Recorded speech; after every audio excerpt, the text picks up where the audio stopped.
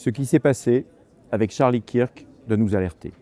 Un homme, connu pour ses convictions, pour son engagement intellectuel et pour son influence auprès de la jeunesse américaine, est tombé sur les balles en plein débat, au cœur d'une université.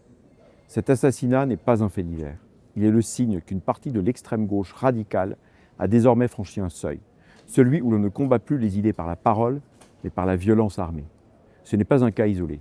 En Allemagne, des militants d'ultra-gauche ont été condamnés pour des agressions soigneusement planifiées contre leurs opposants.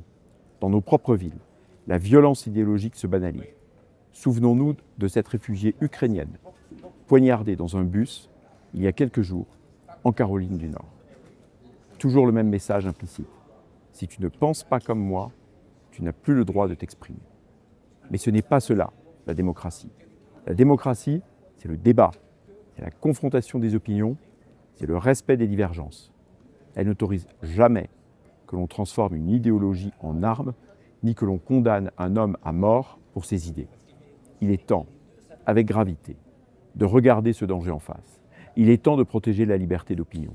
Il est temps de rappeler que la politique n'a de sens que lorsqu'elle défend la vie, jamais lorsqu'elle la détruit. C'est pourquoi Charlie Weimers, notre collègue du groupe ECR, a demandé qu'une minute de silence soit observée au Parlement européen en hommage à Charlie Kirk. Mais la gauche, le centre et une grande partie du PPE s'y sont opposés.